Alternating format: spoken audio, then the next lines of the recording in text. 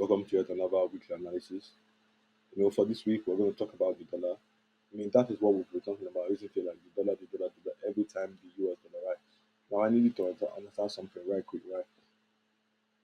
Last week was tumultuous. You see what I'm saying to you? Like, a lot of fundamentals were happening, but a lot of technical levels were also, getting fulfilled. That's what I'm trying to show us this week, right? A lot of fundamentals were happening, but still a lot of technical levels were also happening. Now, on the monthly time frame, I need to start from the monthly time, obviously, solve that analysis. Now, this was happening, right? Now, you see these levels I have marked here, right? These are ranges. So something now. From a zone to another zone, you were expecting a drop. Now, this is what's happening, right? The monthly time frame is bullish, but it is refusing to, give us, trend to the upside. Something to you now. The fact that we are underneath this zone right here would, give us a notion that we are going to drop all the way to this zone right here. You know what I'm saying to you? So on the DXY, we should expect that. All right, we should expect that the market is going to drop all the way to this zone right here. That's what we should expect. Given the fact that we are underneath what these zones right here. So knowing that, even though we are bullish, it's something to you. Knowing that, we go to the weekly time frame now, it is possible to have a bullish trend in this zone right here. It's something to, it's possible to have a bullish trend. I think I should take these lines off because they look a little distracting, right? So let me take these lines off 1 minute.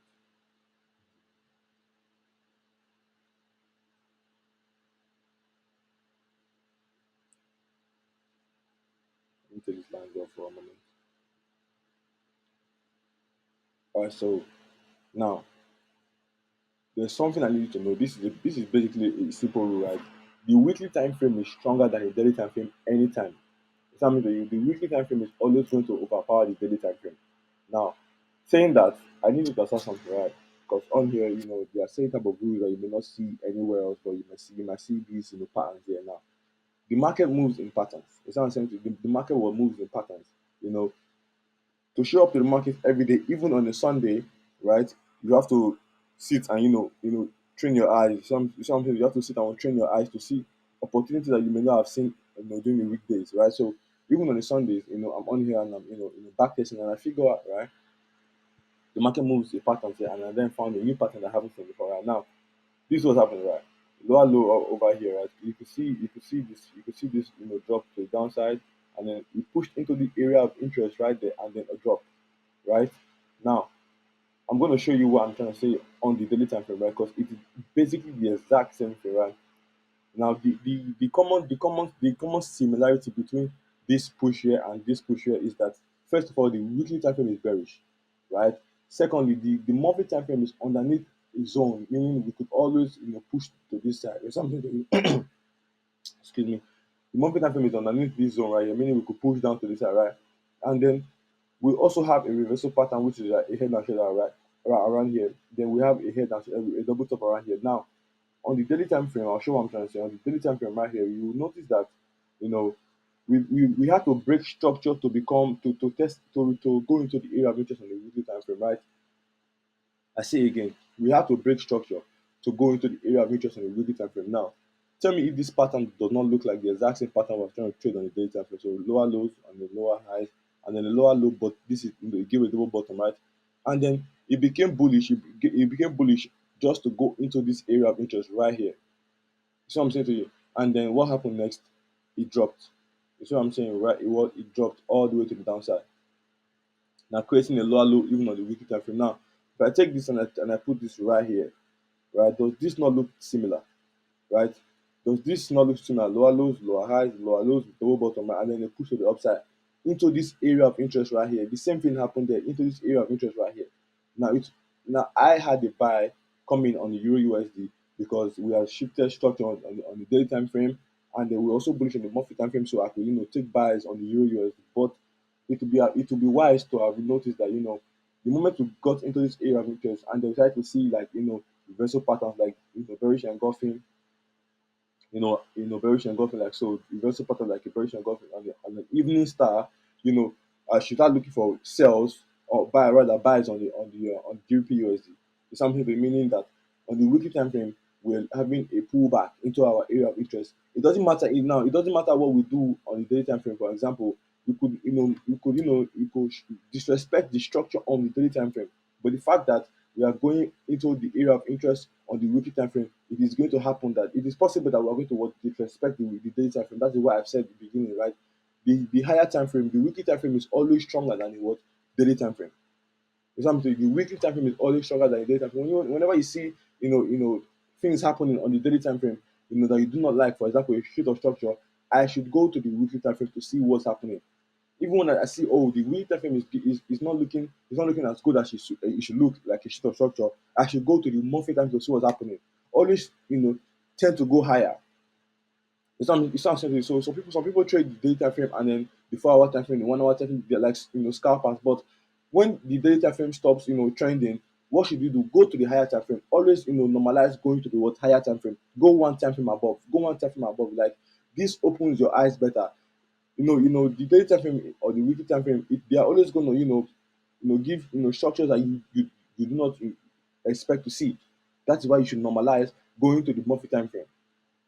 Something this helps you untangle what's happening. The structures on the daily time frame, you will not see them on the weekly time frame because the weekly time frame takes a longer time to create structures, right? Now the question you may be asking is this, right? Where are we going to execute from next? Right? That's my job, right? My job is to show you, or rather, corroborate whatever analysis you've had, right? And then show you, all right, this is where we are looking to sell off next. Now, on the weekly time frame, we are looking at these lower lows and lower highs, right? This lower low right here and then this lower high, right? So I'm expecting to get in at this level. Something I'm expecting to get in at this lower at this level right here. In as much as we are still bearish on the weekly time frame, the monthly time frame is still looking is looking to the downside. Meaning it's something we are bullish, but we are looking to fulfill levels, right? We're looking to fulfill levels. So the monthly time frame is going to come from here all the way down to this level right here. But all of these things, like I said, they are hypotheticals, right? They may not happen. But the most important thing is that we have a plan, we have a structure, and we're going to follow that, right? So on the weekly time frame, on the DXY, we are expecting a retest into this level and then a drop, right? Now, we are not trading the DXY. We are using the DXY as a proxy to trade the GBP USD, Euro USD, USD CAD, and all of those dollar-based pairs, right? So for this week, we are trading the GBP USD because we are bullish on the GBP USD. It's an A plus setup, right? It's an A or plus setup. Now on the GBP USD, I'm expecting a pullback into this level on the DXY, but I need to see this pullback happen on the DXY before I then go and trade the GBP I trade the dollar, meaning I trade the DXY, but I use the GBP and the USD as a proxy. It's something to you as a representation of the DXY to then trade in the direction of the GBP in that time, right? So now the GBP is bullish. Now this is the exact same thing I'm going to show you right now is the exact same thing I showed you on the DXY, right? The weekly time frame is stronger than the daily time frame. I'm going to say this again. The weekly time frame is stronger than the daily time frame. Whenever you see things happening on the daily time frame that you do not like, go to the weekly time frame. It will help you untangle whatever is happening on the daily time frame. It will give you a clearer vision of what you should expect. Now, on the daily time frame, on the weekly time frame, we've created a higher high. Whenever you've created a higher high, like so, now I need to see, right? So look at this level, look at this pattern right here, because I've been studying this pattern and they've been making a lot of sense, right? Now lower low, right, and a lower high, right?